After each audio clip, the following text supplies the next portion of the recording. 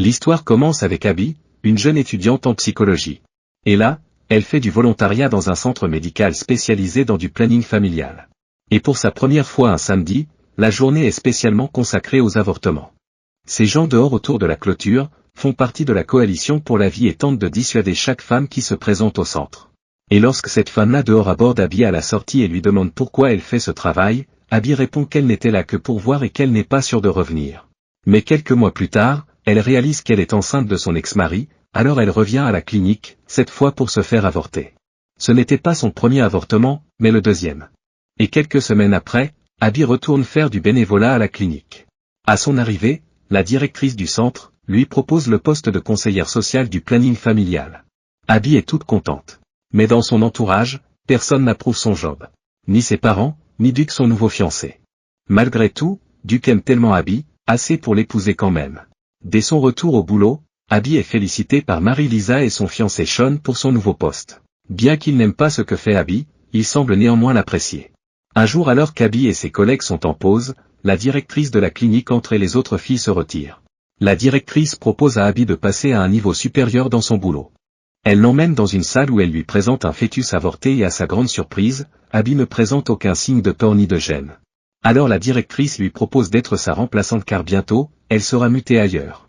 Plus tard Abby tombe enceinte. Cheryl lui propose de l'enlever car ça pourrait être un frein pour le poste de directrice qu'elle souhaite occuper. Mais Abby dit qu'elle et son mari veulent garder la grossesse. Elle annonce la nouvelle à ses parents qui sont tout joyeux.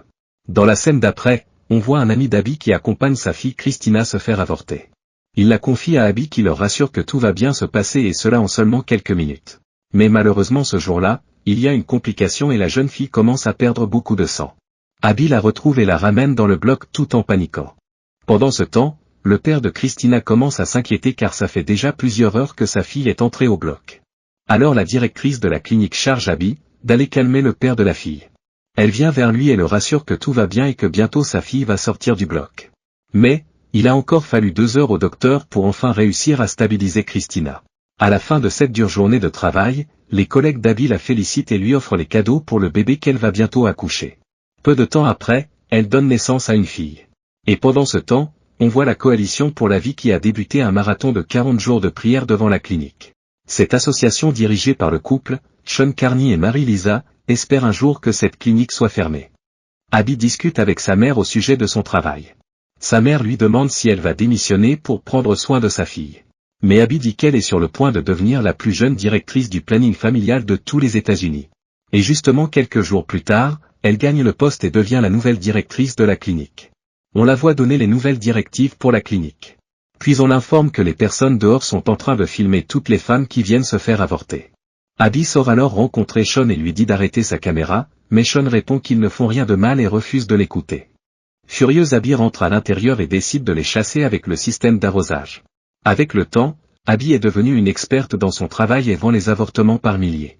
Mais voyant les parents de ses filles qui, tous les jours pleurent accrochés à la clôture, Abby ne peut s'empêcher de réfléchir quand elle rentre à la maison. Après avoir passé 4 ans à la clinique, une espèce de routine s'est installée et rien ne pouvait plus l'arrêter. Un jour, la météo annonçait une tempête pour la journée du samedi. Alors la direction nationale ordonne à Abby d'annuler toutes les interventions prévues ce jour. Mais Abby décide de faire autrement et avance tous les rendez-vous pour le vendredi et fait avorter plus de 40 femmes en une seule journée. Abby a tellement excellé dans son travail qu'elle s'est même vue décerner le titre de meilleure employée de l'année. Mais lors de cette même réunion, la direction nationale fait savoir à tout le monde ses nouvelles ambitions, faire doubler le nombre d'avortements pour cette nouvelle année. Abby n'est pas d'accord. Elle dit que leur rôle devrait être celui de réduire le nombre d'avortements et pas le contraire. Plus tard après la réunion, Cheryl, la représentante nationale, blâme Abby et lui dit de se conformer aux nouvelles directives de l'organisation si elle veut continuer à toucher son salaire et bénéficier de tous les avantages dont elle jouit actuellement. Se sentant débordée, Abby en parle avec son mari Duke. Pour l'aider à se décontracter, Duke l'invite à sortir et ils vont dans un restaurant. Et pendant qu'ils y sont, ils apprennent par le journal télévisé qu'un docteur ayant pratiqué plusieurs avortements a été tué ce matin. Ils prennent peur et décident directement de rentrer.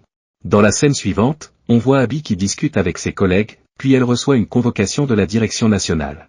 Une fois rendue là-bas, elle écope d'un blâme officiel. On lui reproche de ne pas vouloir suivre les nouvelles directives de l'organisation. Plus tard, on voit un chauffeur camion transporter dans un fût les morceaux de fœtus avortés.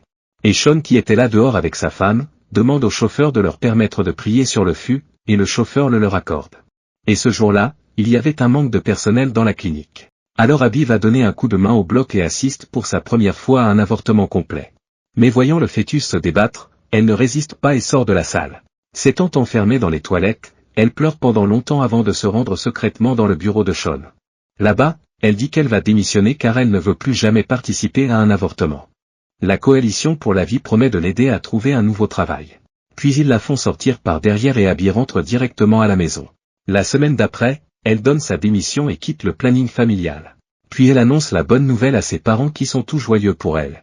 Mais dans la nuit, elle n'arrive plus à dormir. Après avoir vu ce fœtus bouger, elle est convaincue qu'il s'agissait d'un être tout à fait normal. Alors, elle pense aux 22 000 avortements qu'elle a validés en tant que directrice de la clinique sans compter ses 2 premières grossesses interrompues. 2 jours après sa démission, elle se rend à nouveau dans le bureau de Sean et décide d'intégrer la coalition pour la vie.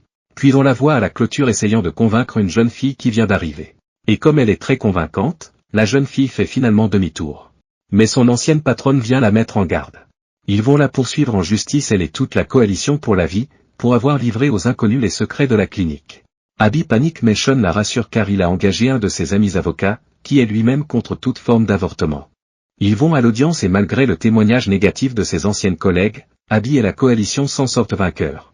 Mieux encore, quelques mois plus tard, on leur annonce la fermeture du planning familial au Texas.